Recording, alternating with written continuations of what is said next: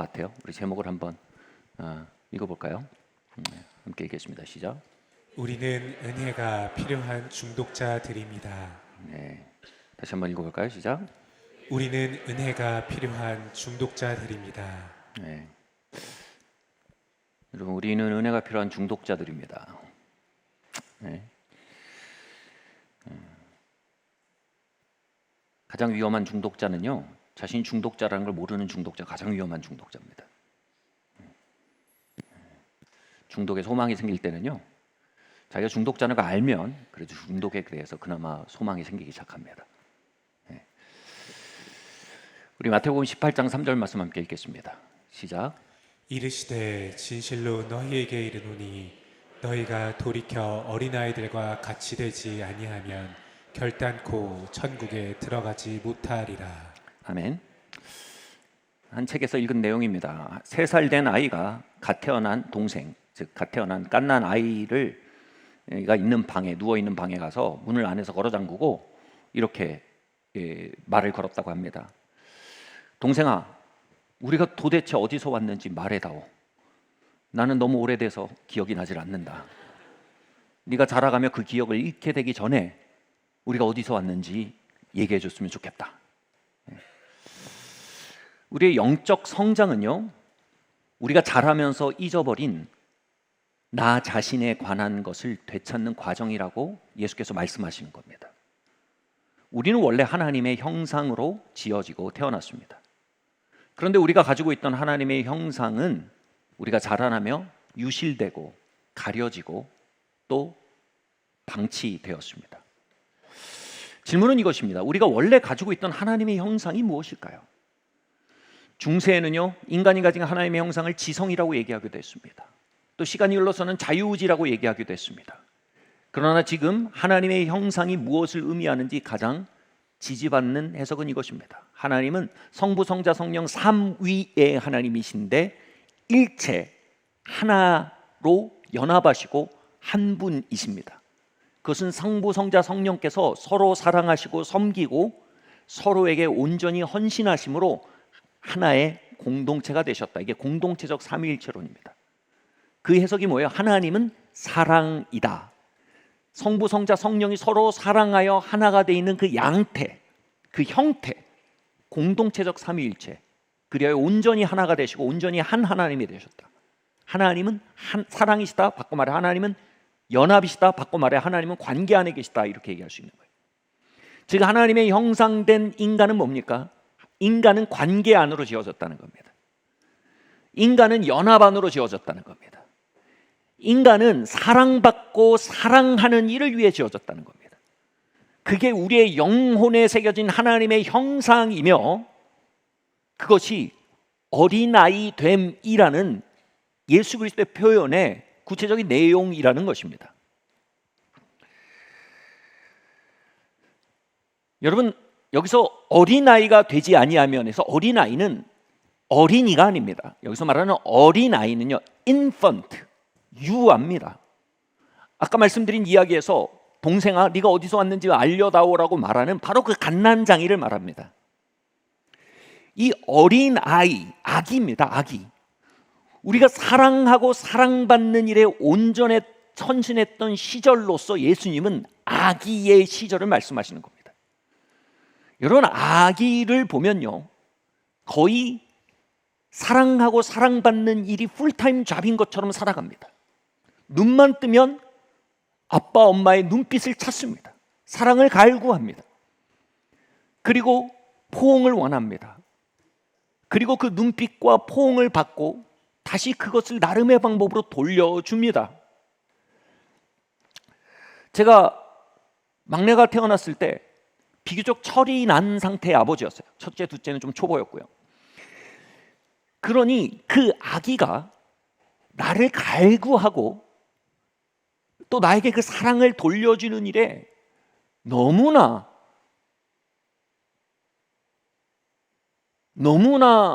순기능적인 것을 보며 제가 경이로웠어요. 내가 누군가에게 이렇게까지 원함받을 수가 있을까?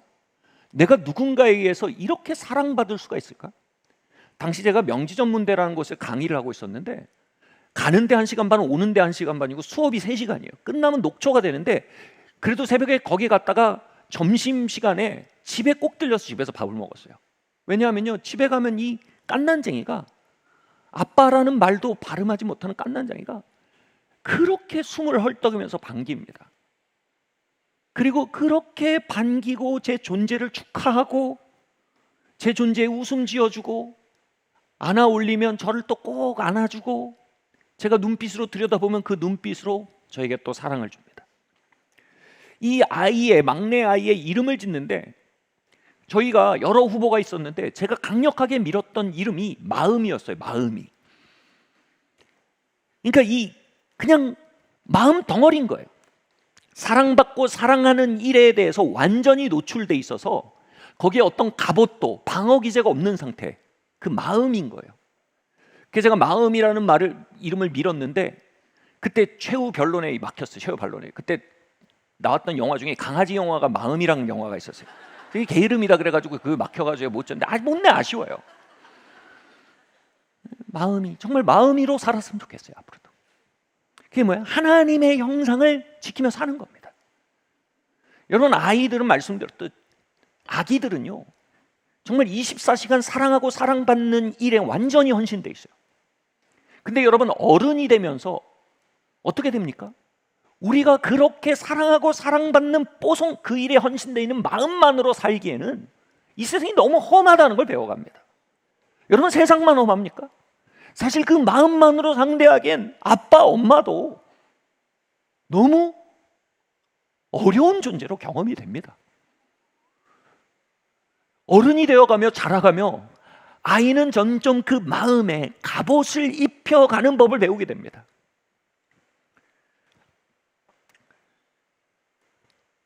생존이라는 갑옷을 입기도 합니다. 경쟁 우위를 점해야 한다. 경쟁의 갑옷을 입기도 합니다. 나를 입증해야 한다. 자기 일을 입증하는 그 정글 속에서의 싸움의 갑옷을 입기도 합니다. 이 모든 갑옷들을 입으며 점점 사랑하고 사랑받는 일은 어릴 적 듣던 동화처럼 잊혀져 가기 시작합니다. 이제는 갑옷을 갖춰 입고 출근하고 퇴근합니다.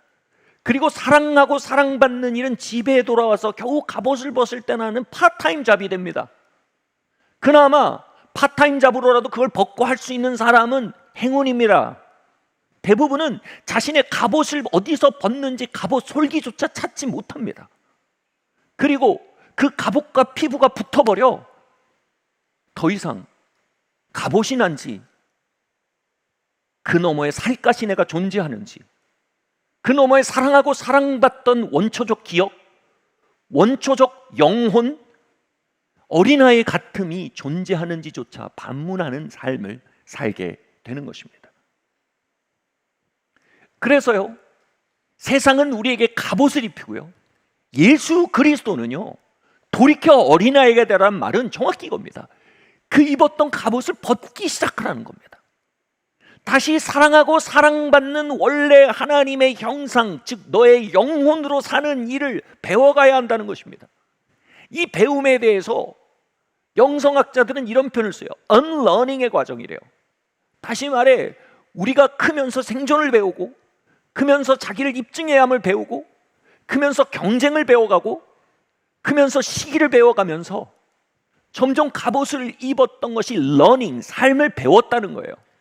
근데 그것을 이제 다시 잊어버리기 시작한 unlearning, 배웠던 것을 다 해체하는 것이 영적 성장의 과정이랍니다.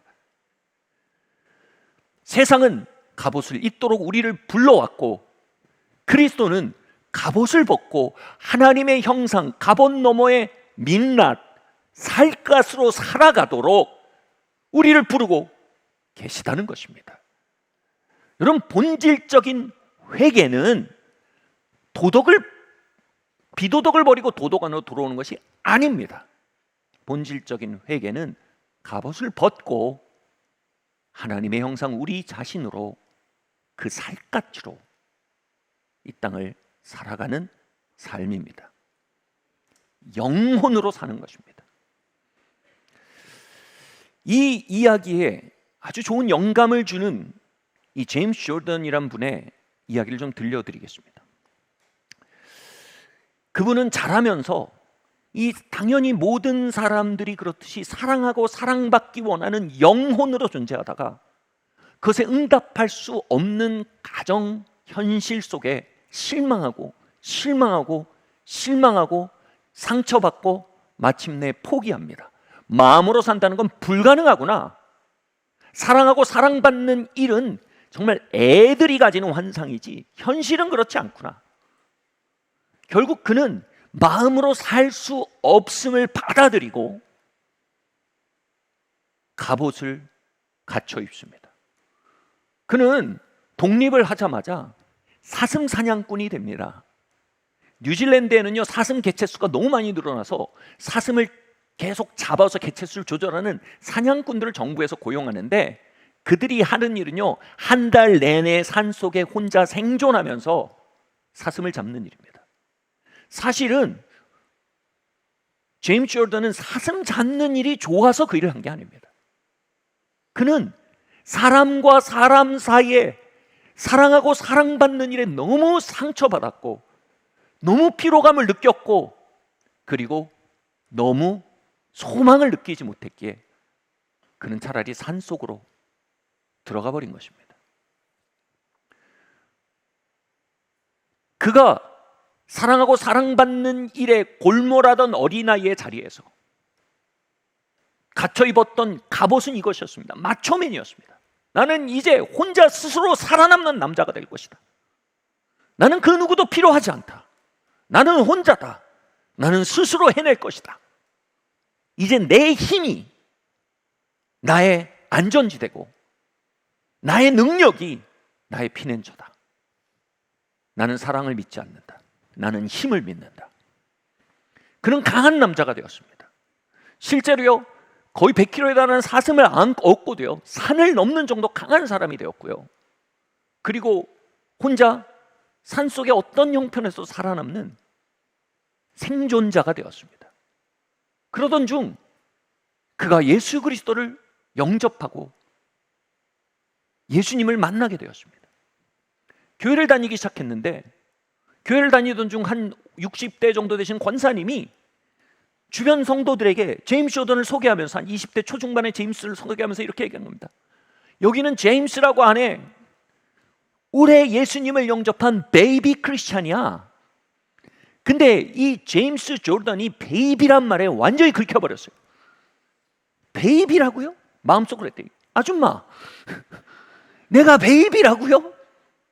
나는 사슴을 짊어지고 산을 넘는다고요. 나는 혼자 한 달 동안 산속에 혼자 살아남을 수 있다고요. 내가 진짜 어른이죠. 당신이 삶을 압니까? 당신이 생존을 압니까? 당신이 어른됨을 압니까? 내가 베이비라고요. 그러면서도 스스로 내가 왜 이렇게 긁히지? 반문했던 것 같습니다. 여러분, 대부분 우리가 긁히는 경험은요, 자존심이 건드려지는 경험은요, 갑옷이 살에 붙어버려서 갑옷이 난지 내가 갑옷인지 모르는 상태가 되었을 때 그게 쩍 하고 떨어질 때 그때 경험하는 파열음이 긁힘입니다.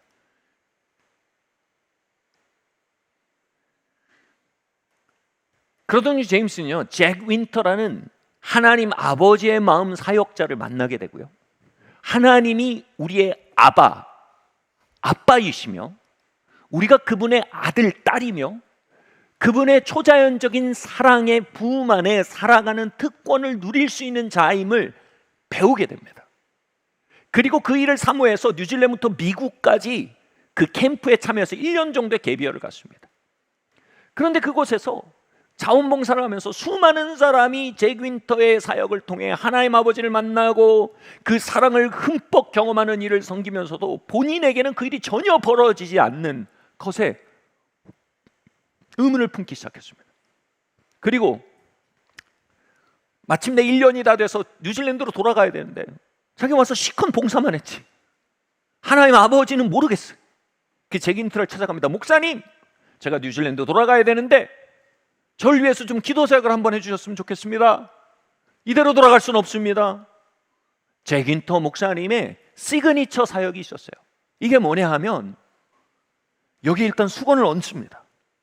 그리고 거기에 있는 그 성도들을 끌어안고 하나님 제 품과 제 팔이 하나님 아버지의 팔과 품이 되게 하사 하나님 이 아들을 이 딸을 끌어안아 주세요 라고 기도하는 사역이었습니다.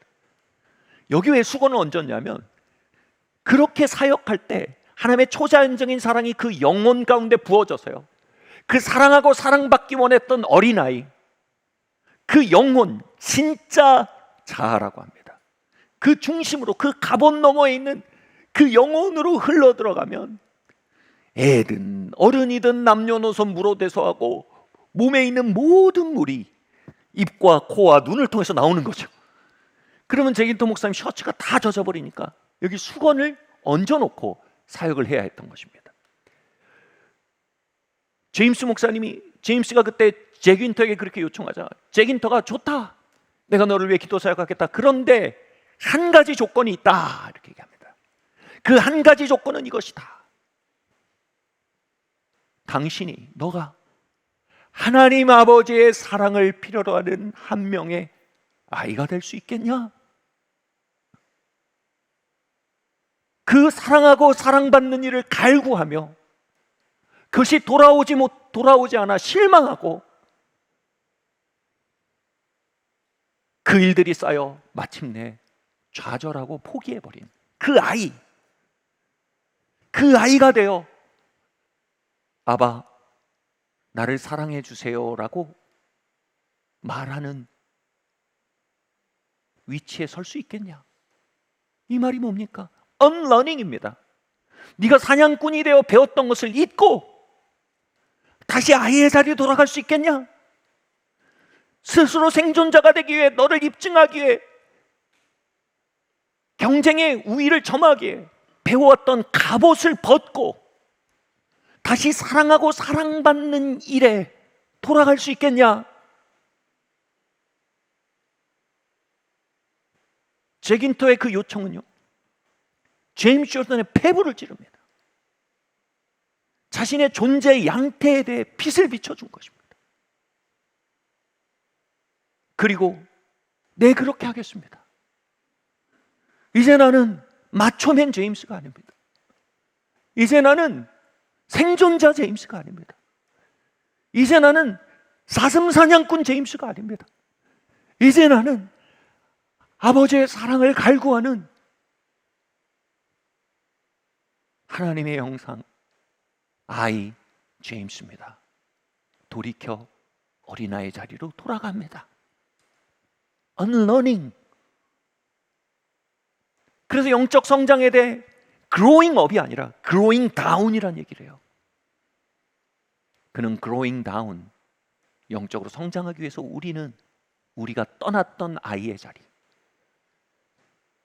그 형이 깐난쟁이 동생을 놓고 야, 우리가 어디서 왔는지 난 기억이 안 나, 어디서 왔는지 얘기해줘 라고 말하는 그 자리요. 우리 마음이가 숨을 헐떡거리며 저를 반기던 그 자리요. 그 자리로 제임스가 돌아가도록 초청받았고, 그 자리에서 제긴터의 기도 사역을 받으며 그 인생 전체가 바뀌었다고 말합니다. 그 주님께서 오늘 여러분을 초대하십니다. 여러분 안에 마음이 살고 있습니다. 여러분 안에 하나님의 형상이 살고 있습니다. 우리에게 갑옷을 덧입혀 왔던 세상의 갑옷 솔기를 예수 그리스도는 풀기 원하십니다.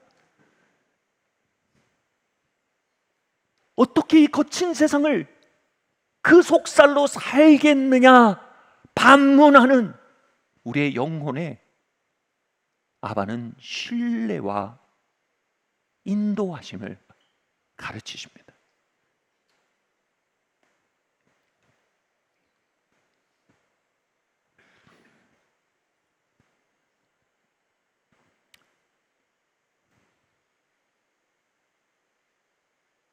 말씀드렸듯 우리는 아기 시절에 사랑하고 사랑받는 일에 초민감했습니다.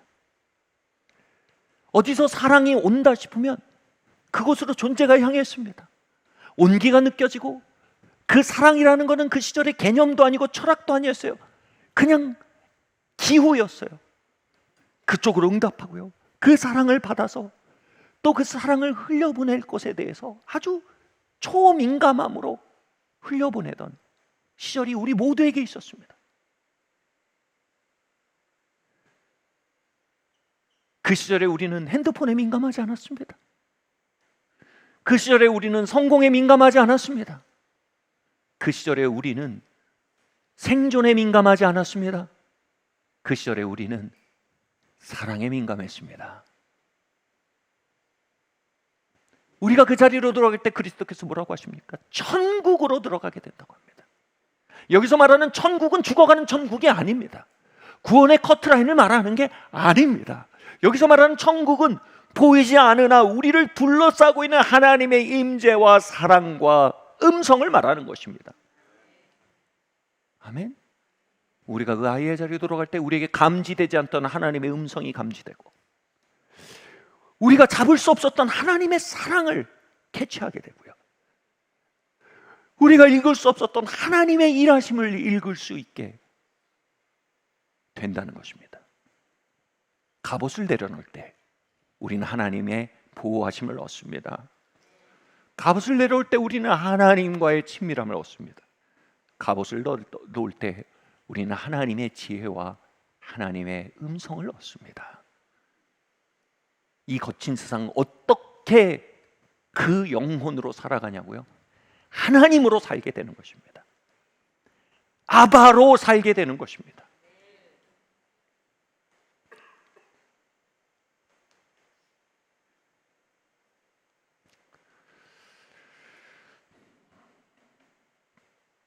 이 사랑하고 사랑받는 일이라는 키워드를 한마디로 바꾸면 친밀함이라고 말합니다. 친밀함이요. 참 흥미가 떨어지는 단어죠. 연봉이라는 단어가 더 삶을 구성하는 핵심 같죠. 성공, 승진, 승진의 길 하면 아멘. 친밀함의 길, 아멘. 그러나 우리가 참 존재를 회복할수록, 갑옷을 벗을수록, 가짜 자기를 벗을수록, unlearning, 잘못 배웠던 걸 내려놓을수록 점점 우리의 영혼의 풀타임 잡이요, 친밀함이 됩니다. 여러분, 친밀함이 뭡니까? 친밀함의 길을 어떻게 갈까요? 우리는 어떻게 갑옷을 벗고 친밀함 안으로 들어갈까요? 구체적으로 그게 뭘까요?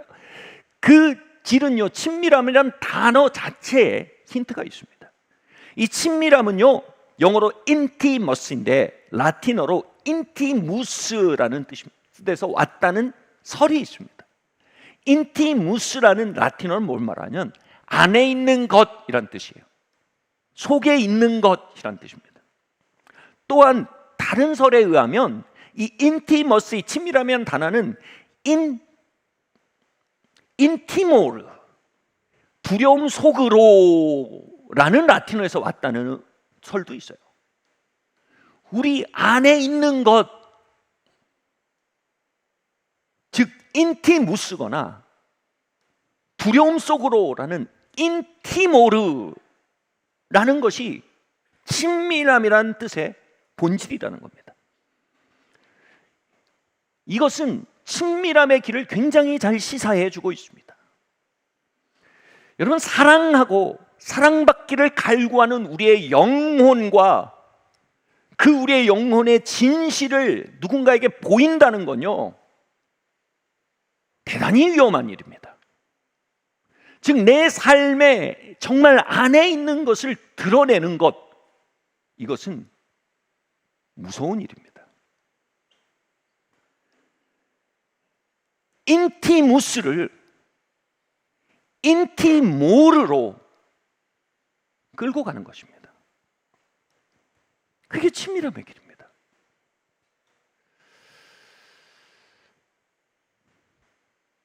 일전에 제가 멀리서만 존경하던 한 영적 거인이셨어요. 개인적으로 뭐 선배라고도 부를 수 없는 아주 멀리 있는 어떤, 저는 그냥 그의 팬이었을 것 같아요. 어떻게 보면 멀리서 알던 분이었는데 그분이 교회에 방문하게 됐어요. 대통령이 방문한 것보다 더 긴장되는 일이었어요.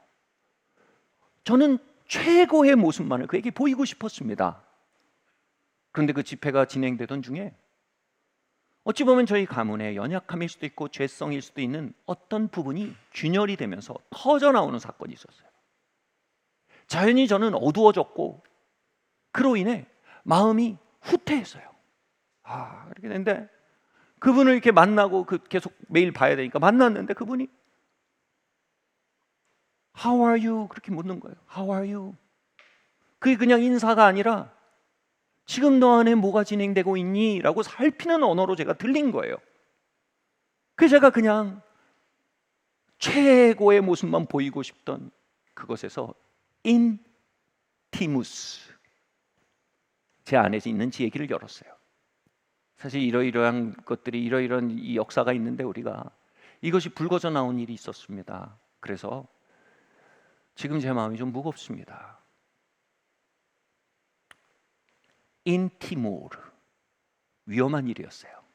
왜요? 우리가 우리 안에 있는 일을 드러내는 것은 여러분 용서받고 긍휼을 얻을 수도 있지만 판단받고 냉소를 불러올 수도 있습니다. 인티모르, 위험합니다. 그것을 드러내는 건요, 정말로 그 일을 통해 사랑받고 격려받을 수도 있지만 거절받고 미움을 받을 수도 있는 겁니다. 인티모르, 위험한 일입니다. 그런데 그분의 반응이 저에게 더 놀라웠습니다. 그랬구나. 그러시면서 나도 아이를 키우는데 그 아이가 이러이러한 문제를 가지고 있는데 이런 문제가 지금 옛날보다 훨씬 나아졌는데 지금도 우리는 그걸 스트러글하고 있어. 이 아이가 이제 성인이 된 이미 좀 자녀죠. 그 일을 선뜻 하시는 거예요. 그 얘기를 듣는데 혼돈스러웠어요. 이분은 왜 이 속에 있는 얘기를 하시지? 이게 위험할 수도 있다는 거 알지 않으실까? 제가 그분에 대해서 실망할 수도 있는 거고 마음속으로 사람 사는 거 다 똑같구만 그래 버릴 수도 있고. 그런데 이 위험을 왜 감수할까? 그 순간 제 마음에 노크 소리가 들렸어요. 뭐예요? 그분이 저를 친밀함으로 부르는 거예요. 저는 그 대화 전까지 팬이었어요. 팬. 근데 그 대화 이후에 친구가 됐어요. 인티무스, 인티모르가 인티모르와 인티무스로 응답될 때 거기에 친밀함, 친교 안에 있는 것을 드러내고 서로를 향해 위험을 감수하는 것, 거기서 여러분 친밀함이 시작되는 겁니다. 그렇게 친밀함이 그분과 시작되면서요, 저는 하나님에 관해서 가장 깊고 귀한 것들을 그 우정을 통해 배워가게 됐어요. 왜요? 여러분 진짜 기독교는요 친밀함을 통해서만 흘러갈 수 있습니다. 하나님은 친밀함을 통해서만 흘러가십니다. 왜요? 하나님은 사랑이십니다. 하나님의 양태 자체가 성부, 성자, 성령께서 깊이 친교하시는 형태이십니다. 그 하나님의 홈그라운드가 바로 어디예요? 친밀한 관계입니다.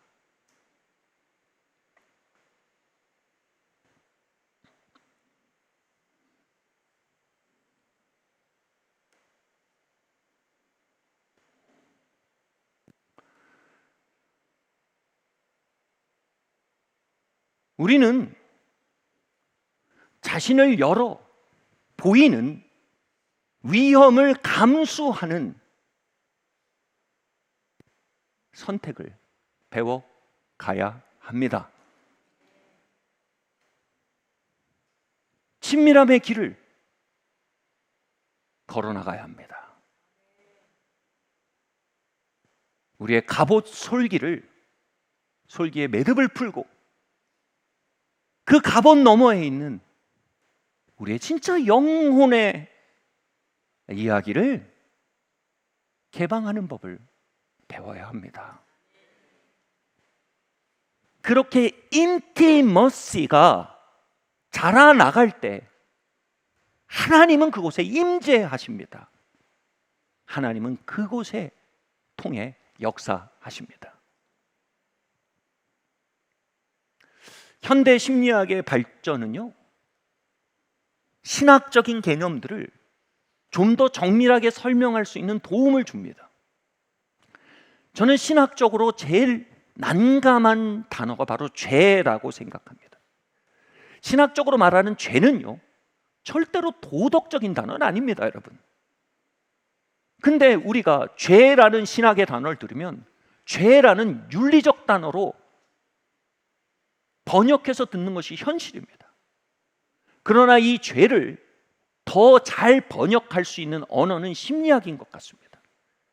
이 신학적인 죄라는 단어를 심리학자들의 언어로 번역하여 정밀하게 표현하면 가장 흡사한 단어가 뭔지 아세요? 바로 중독증입니다. 중독증이요.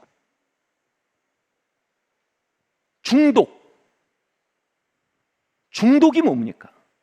그것을 인정하지 않으면 굉장히 파괴적이고 굉장히 가해성을 갖는 게 중독입니다.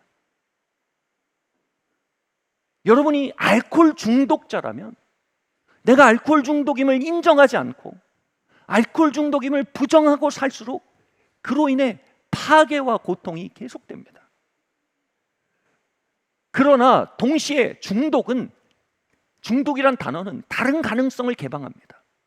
중독은요, 우리가 그것을 인정하고 자각하고 도움을 구하면 그것은 돌보아지고 긍휼히 여겨지고 치료되어야 할 질병으로 인식될 수 있습니다.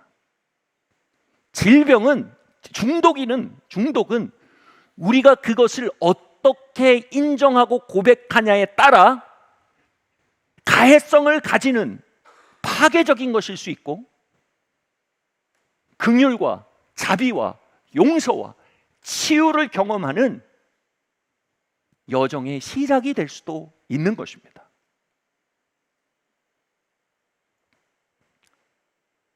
특별히 저는 이 중독이라는 단어를 죄의 가장 좋은 설명으로 받아들이는 논거 중에 하나로 알코올 중독 치유 모임인 AA라는 모임을 떠올리게 됩니다.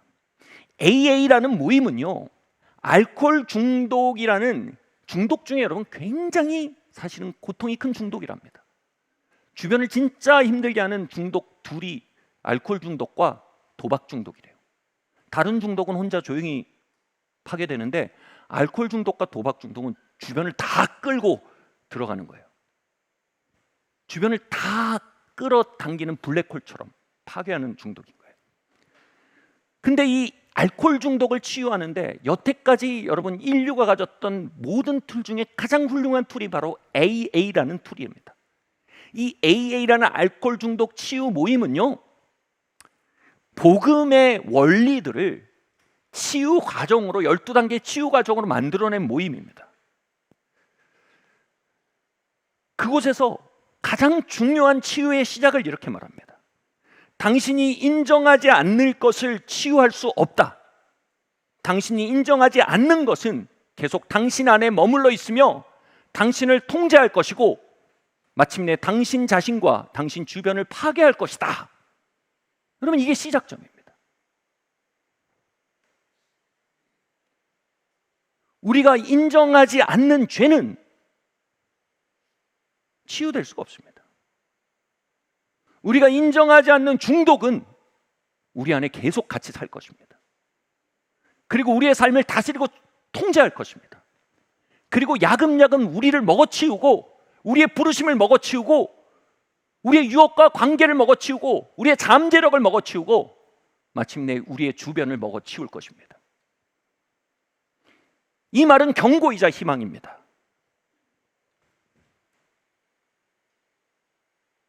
우리의 삶에 잠복한 중독을 우리가 발견하고 인정한다면 그것은 우리의 삶을 지속적으로 통제할 수 없게 될 것입니다. 그것은 긍휼과 치유의 대상이 될 것입니다. 그것은 우리의 삶과 주변을 먹어치우는 일에 점점 거점을 잃기 시작할 것입니다. 도마복음은요, 성경에 받아들여지진 않았으나 부분적인 지혜를 가지고 있는 책입니다. 거기에 그런 말이 나옵니다. 내 안에 있는 것을 꺼내놓으면 그것이 너를 구원할 것이고, 내 안에 있는 것을 꺼내놓지 않으면 그것이 너를 파괴할 것이다.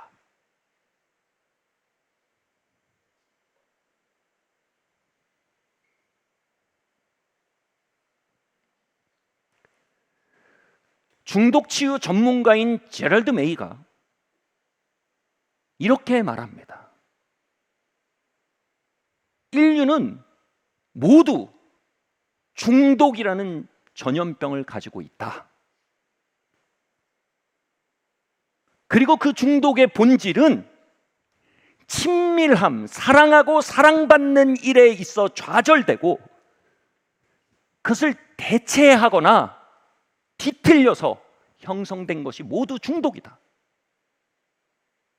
다시 말해, 중독은 사랑하고 사랑받는 일이라는 가장 중요한 일의 진공 상태에 그 진공 상태를 채워버린 독가스라는 겁니다. 여러분, 아이들 인터넷 하지 마라 싸우잖아요. 근데 여러분은 어떠세요? 여러분도 중독적으로 인터넷을 붙들게 되지 않습니까? 왜 그렇습니까? 인터넷은요, 연결에 대한 우리의 갈망의 투사체입니다.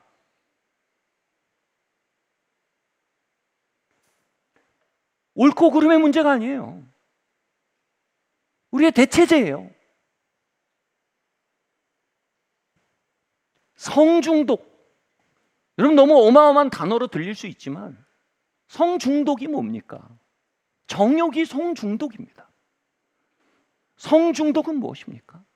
진정한 친밀함에 대한 욕망과 그 진정한 친밀함을 이루기 위한 리스크 테이킹, 위험을 감수하고 그 안에 성장하고 마침내 서로에 대한 온전한 헌신 안에 누리게 될 것에 대해서 모든 과정을 다 건너뛰고요, 그냥 자기를 위로하기 위한 물질로 전락시킨 것, 그게 성중독입니다. 그게 정욕입니다. 알코올과 게임 중독, 이것은요, 사랑하고 사랑받는 일에 있어 실망하고 좌절하고 고통받고 포기한 심령에 그 깊은 곳에서 울려나오는 불안과 공허의 메아리를 잠재우는 중독 물질입니다. 진통제인 겁니다. 그래서 우리의 영혼은 진통제와 잘못된 친밀함의 대상에 오도되어 있는 중독이라는 질병을 앓고 있는 환자들이다. 이게 제럴드 마이의 말이고, 이 말은 신학적 진실과 아주 깊이 공명합니다. 우리는 다 중독자입니다.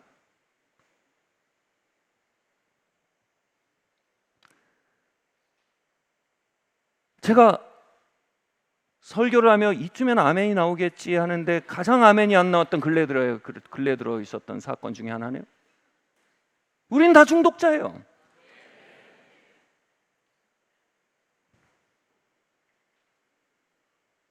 난 아니에요 하면 인정하지 않는 중독자예요. 위험한 중독자예요. 가해적이고 파괴성을 가진 중독자예요. 나 중독자예요 하고 발견한다면 치유와 긍휼과 회복의 트랙에 올라가는 중독자예요.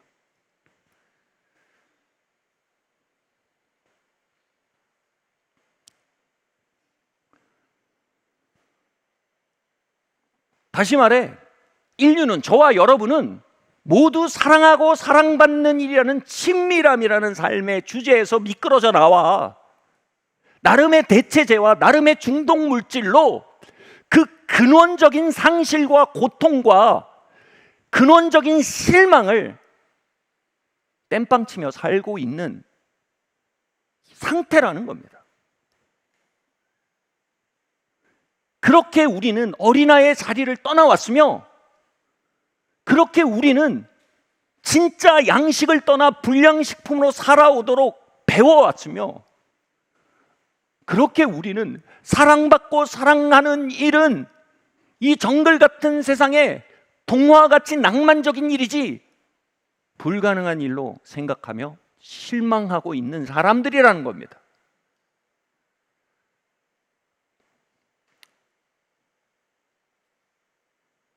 중독에 여러 중독이 있어요. 근데 좀 쉬운 중독이 있어요. 성중독, 쉬운 중독입니다. 알코올 중독, 쉬운 중독이에요. 왜냐하면요, 중독이, 가장 중독의 소망이, 치유의 소망인 게 뭔지 아세요? 그 중독인 티가 팍팍 나야 돼요. 이런 술 퍼먹는 거 누가 봐도 알코올 중독이잖아요, 그죠? 정욕, 누가 봐도 성중독이잖아요, 그죠? 이런 건 쉬워요. 인정이 쉬운 중독은 그나마 소망이 있는 중독이에요. 근데 교묘하고 어려우고 고도의 중독이 있으니, 그 중독이 뭔지 아세요? 종교 중독이에요. 종교 중독. 예수님은 창녀와 세리와는 친구하셨어요. 왜요? 본인도 알고 남도 알고 다 알아요. 중독자예요. 그들은 난 중독자입니다, 예수님. 중독자인 나와 함께 하셔도 되겠습니까? 의사가 병든 자와 함께 하는 것이 당연하지 하고 그들과 함께 하셨어요. 예수님은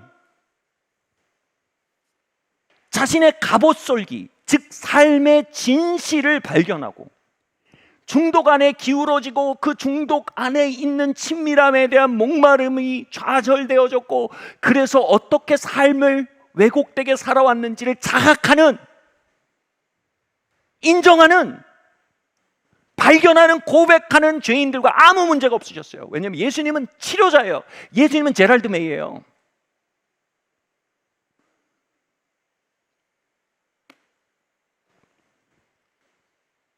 폴 추리니에라는 정신과 의사가 은혜와 죄책감이라는 책에 그렇게 썼어요. 한 챕터 제목이에요. 의사는 심판하지 않는다. 그들에게 예수님은요, 의사예요. 문제는 뭐예요? 고도의 중독은 중독으로 안 보입니다. 어떤 중독이요? 종교 중독이요. 종교 중독은요, 완벽주의를 가집니다. 종교 중독은요, 영적인 고도의 우월감을 갖습니다. 내가 완벽을 살고 있다는 성취감과 내가 영적으로 우월하다는 우월감의 중독 물질이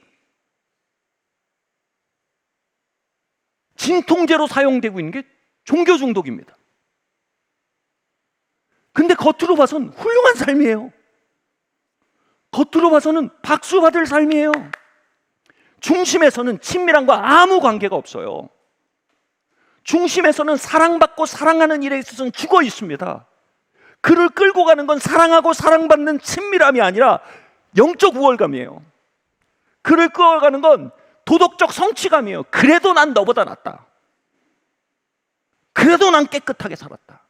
자기의예요. 저는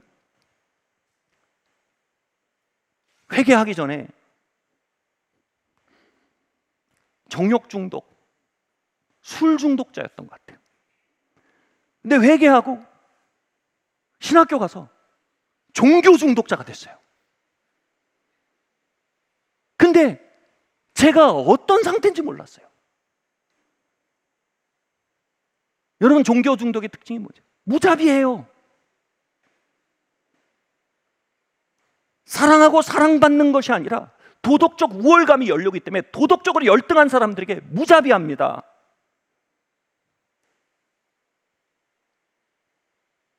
사랑하고 사랑받는 일이 만족이 아닙니다. 앞서서 이끌고 지시하고 통치하는 것에서 오는 아드레날린이 열려옵니다.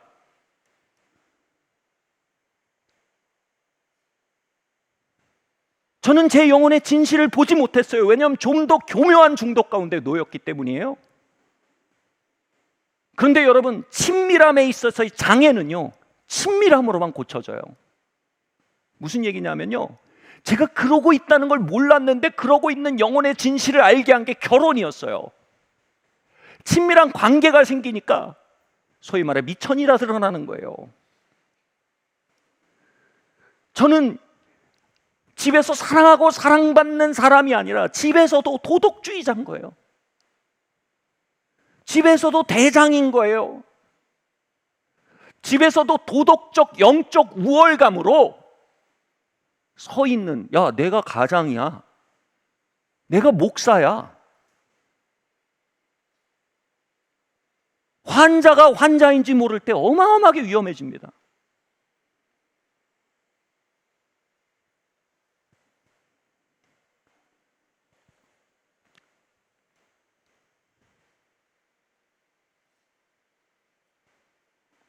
저는 사랑하고 사랑받는 일이 너무 위험하다고 느끼고 있는 여전히 IA를 떠난 사람이었고요. 그보다는 대장질이 안전하다고 생각했고요.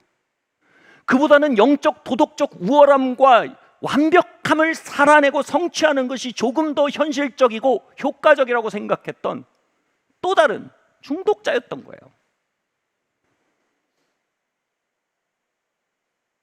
저는 무자비하고 성마르고 공격적인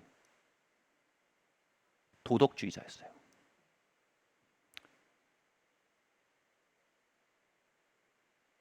요한복음에 주님 말씀하세요. 진리를 알지니 진리가 너희를 자유케 하리라.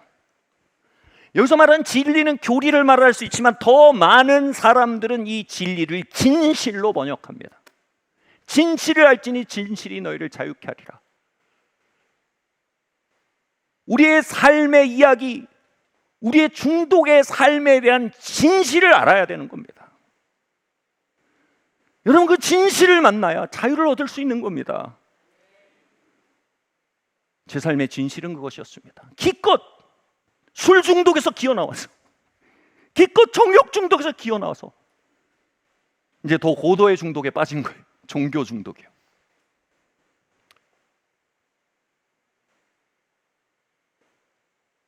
그렇게 가정에서 사랑받고 사랑하는 일에 절름발이가 돼 있는 제가 드러나고, 정말 사랑하고 사랑받도록 의도된 관계에서 절름발이가 돼 있는 제가 드러날 때, 여러분, 진실을 받아들이고 알게 되는 것만이 해방과 자유와 치유의 시작임을 아시길 예수의 이름으로 축원합니다. 아멘. 같이 한번 말할까요? 나는 중독자입니다.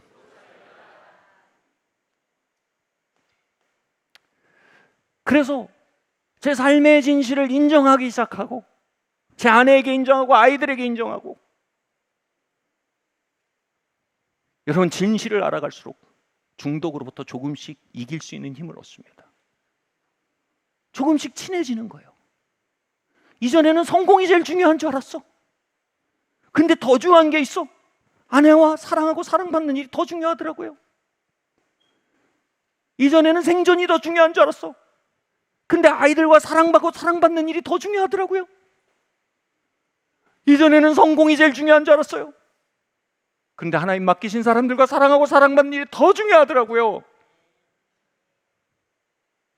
그렇게 조금씩 중독의 세계에서 빠져나와 갈 때, 저희 큰딸이 저에게 그러더라고요. 아빠, 잘할 때는 아빠가 그냥 혼내는 사람인 줄 알았어. 언제까지 그랬냐니까. 초등학교 저학년 때까지 그냥 아빠라는 사람은 혼내는 사람. 근데 지금은 어때니까? 그래도 좀 친구지. 사랑하고 사랑받을 대상이 됐다는 겁니다. How about you? How are you?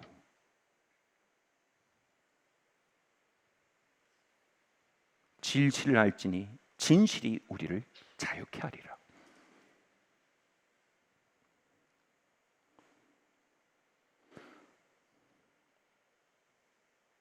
알코올 중독 치유 모임 AA에 가면 절대로 이렇게 소개하지 않습니다. 저는 변호사 누구입니다 이렇게 소개하면 안 돼요. 저는 목사 누구입니다 이렇게 소개하면 안 돼요. 이렇게 소개해야 됩니다. 저는 알코올 중독 10년차 김영준입니다 이렇게 소개해야 돼요. 진실을 알지니 진실이 너희를 자유케 하리라.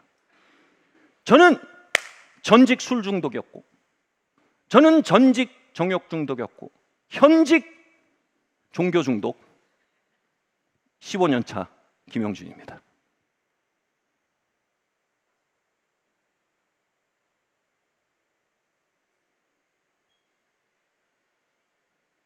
저는 아직도 친밀함이 위험하게 느껴지고, 완벽주의가 쉽게 느껴지고, 사랑하고 사랑받는 일이 여전히 통제불능의 세계라고 느껴지고, 차라리 완벽주의를 살아내는 게 통제 가능한 세계라고 느끼는 완벽주의 중독 40년 차 중독자 김영준입니다. 여러분, 여기에 정말 지혜가 있어요. 알코올 중독은요, 내가 치유받았다라고 얘기할 수 없답니다. 알코올 중독은 뭐냐면, 저는 20년째 술 안 먹고 있는 중독자입니다 이렇게 얘기하는 거예요. 정말 맞는 얘기예요. 알코올 치유는요, 목적지가 아니라 여정이래요. 다시 말해, 우리는 계속 갑옷을 갖춰 있도록, 마음의 길을 떠나도록, 이 뽀송한 마음이 조금이라도 헐트가 되면 당장 걷어쳐, 그리고 갑옷 집어 있도록 수많은 유혹과 압력을 받고 있는 중독의 세상을 살고 있는 중독자들이라는 거예요. 그런데 진실의 힘이, 은혜의 힘이 우리를 매일매일 붙들어주고 있는 게 현실이라는 거예요. 아멘. 저는 20년 차 알코올 중독자인데 20년, 30년, 15년 동안 안 먹다가 수요일 날 먹어버렸습니다. 그럼 거기서 얘기하는 거예요. 진실을 알지니 진실이 너희를 자유케 하리라. 할렐루야.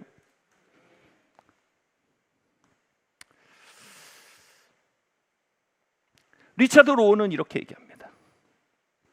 한번 읽어볼까요? 시작. 치유는 진실을 공적으로 노출시키는 것이고 그것을 견디는 데서 일어난다.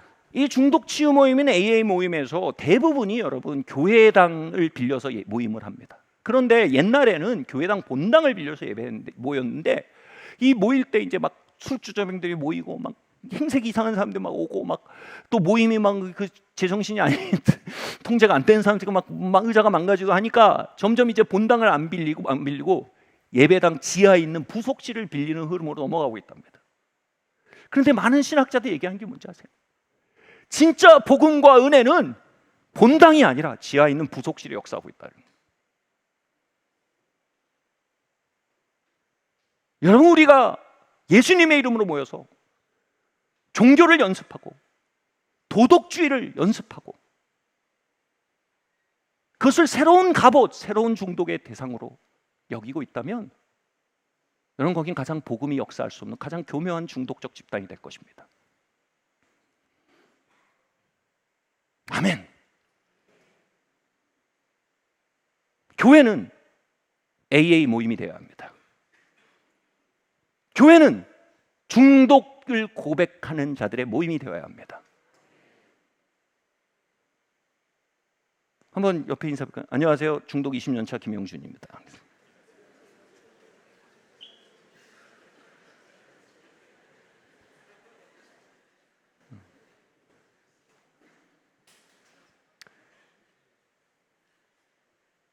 치유는 진실을 공적으로 노출하고 그것을 나 스스로와 서로의 스스로 서로 그 진실을 견디기 시작하는 겁니다.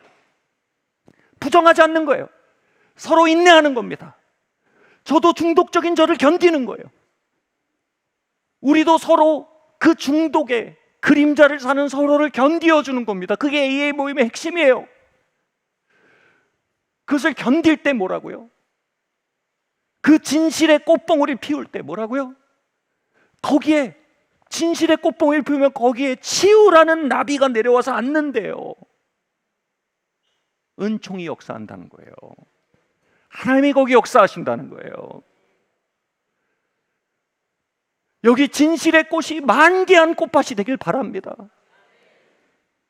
나비는요, 은폐된 진실에 앉지 못해요. 그러나 드러난 진실, 중독자들의 아프지만 정직한 영혼의 이야기들, 그 위에는요 나비가 막 날아들어요. 아멘. 교회는요 그렇게 우리 스스로와 서로의 이야기를 소망 가운데 견디어주는 모임입니다. 격려하는 겁니다. 야, 나비가 날아와. 오늘 얘기 들었잖아. 저렇게 나비가 앉잖아. 그 나비가 너의 나비기도 해. 그리고 우리 스스로에게 말하는 거예요. 나비가 날아온다. 아멘. 여러분, 이 AA 모임의 구조는요 복음에서 영감을 받았다고 말씀드려요. 특별히 이 구조에서 영감을 받았어요. 한번 보여주시겠어요? 구약적인 모델은요 범죄가 있으면 형벌이 있고요, 벌을 세게 받고 나면 회개하고요, 회개하고 나면 변화한다는 구조입니다. 근데요 복음적 모델은 뭐예요? 범죄가 있으면 거기 뭐가 있어요? 은혜가 있대요. 왜냐하면 그게 뭐예요? 친밀함을 알지 못해 중독적인 모습을 보이는 거예요. 그에게 필요한 건 뭐예요? 친밀함이에요. 불량식품을 잔뜩 먹은 사람에게 필요한 건 뭐예요? 집밥이에요. 야, 불량식품 또 와서 엎어. 야, 이 쓰레기 같은 놈아, 그게 그렇게 좋냐? 이게 형벌이에요. 불량식품을 잔뜩 먹었어요. 그를 견뎌요. 그러면서 뭐예요? 야, 집밥 먹어라. 그게 뭐예요? 사랑이에요, 사랑. 하나님은 중독자들을 벌 줘서 고치지 않으세요. 하나님 중독자를 인내하심으로 고치세요. 하나님 중독자들을 사랑하심으로 고치세요. 하나님은 사랑으로 우리의 중독을 때려 눕히신단 말이에요. 아멘.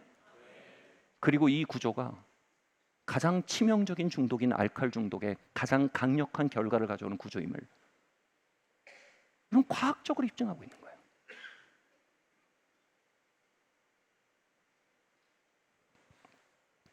얘기 마쳐야 될 것 같아요. 장발장의 이야기를 아시죠? 장발장인 굶주린 딸을 먹이려다가 19년 동안 빵 하나 훔쳤다가 19년 동안 복역하게 되죠. 그리고 그 안에서 막 얼마나 분노와 막 삶에 대한 배신감과 세상의 냉정함 앞에서 얼마나 그 갑옷을 갖춰 입으면 더 살았을까요? 출소했는데 범죄자라고 낙인시켜서 취업도 안 돼요. 잘 곳이 없다가 한 신부님이 그를 받아줘서 미리엘 주교님이라는 신부님이 그의 집에 잠시 재워줍니다. 근데 어차피 장발장은 사랑을 믿지 않아요. 좋은 기회인 거예요. 그는 밤에 일어나서 미리엘 주교의 은 식기를 다 훔쳐가지고 달아납니다. 그러다 경찰에게 잡혀요. 경찰은 미리엘 주교에게 연락해서 당신의 식기죠, 와서 찾아가십시오 합니다. 미리엘 주교가 와서 경찰에게 말합니다. 뭔가 잘못하신 것 같습니다. 그는 나의 친구입니다. 그는 나의 친구입니다. 내 친구요. 왜 은초 때는 안 가져가셨나요? 은초 때도 선물로 줬는데 은초 때도 가져가셨어야죠. 장발장은 그 사랑에 펀치를 맞고 그 갑옷이 해제됩니다. 그 마음속에 빛이 들어온 거야. 사랑하고 사랑받는 일이 가능하네? 그게 동화 속의 얘기가 아니라 진실이네? 사랑하고 사랑받는 일이란 게 존재하네? 그로 인해 장발장은요 마음의 길을 걷기 시작합니다. 많은 신학자들은요 복음을 가장 잘 대변하는 이야기로 장발장의 이야기를 꼽습니다. 이것은 한 소설가가 지어낸 가상의 이야기가 아니라 하나님이 우리에게 역사하시는 삶의 진실의 이야기인 것을 믿으시기를 바랍니다. 하나님께서 아담을 창조하시고 그의 코에 호흡을 불어넣으실 때 아담이 깨어납니다. 이 부분에서 랍비들이 이렇게 얘기해요. 하나님께서 호흡을 불어넣으실 때 아담이 깨어서 하나님의 얼굴을 본 것은 극단적인 친밀함의 표현이었답니다. 아담은 친밀함을 향해 지어졌다는 거예요. 제가 이번 생일날 잠을 이렇게 자고 있는데 제 아내가 출근을 더 빨리 했는데 갑자기 몸이 자는데 무거워진 거예요. 몸이. 눈을 딱 깼더니 제 아내가 제 위에 엎드린 거예요. 그리고 그러니까 눈이 여기 있어, 제 아내 눈이. 그래서 제 뺨에 키스를 하면서 그러더라고요. 여보, 생일 축하해. 여보, 사랑해. 그리고 갔어요. 저 다시 잤어요. 그 덮었던 무게, 그 눈빛, 그 촉감, 제 영혼을 깨운 거예요.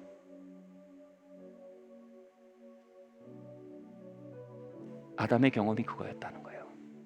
하나님의 임재가 그를 덮고 하나님의 호흡이 그에 들어와서 눈을 떴을 때 하나님의 눈빛이 보인 거예요. 랍비들이 말합니다. 그때 아담의 호흡 소리를 음역한 것이 야훼다. 야훼. 인간의 첫 들숨과 날숨의 소리였대요. 야훼. 하나님의 이름이죠. 야훼. 우리가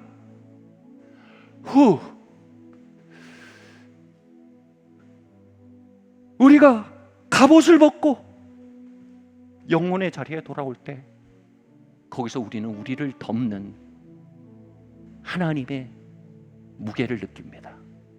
영광, 갑옷이란 말이 무게란 뜻이에요. 그리고 하나님이 내 안에 숨쉬는 야훼가 내 호흡 안에 살아있음을 느낍니다.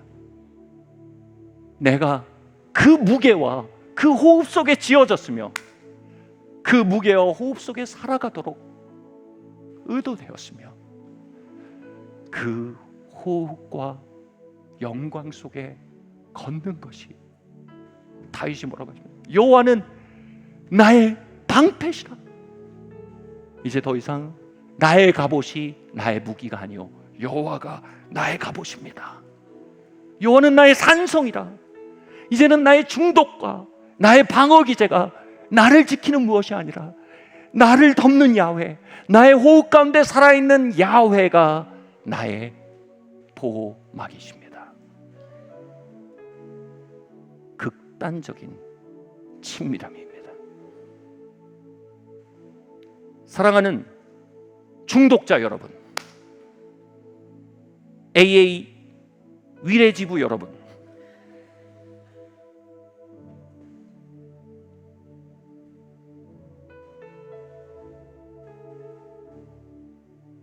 중독 치유 1년차, 10년차, 15년차 여러분, 주님은 오늘 여러분을 그 호흡 안으로 초청하십니다. 주님은 오늘 여러분을 그 무게 안으로 초청하십니다. 하나님으로 숨 쉬십시오. 하나님의 임재로 덮이십시오. 그리고 이 풍진 세상 넉넉히 살 새로운 자원을 만나십시오. 그분이 우리의 갑옷이 되십니다. 자리에서 일어납시다.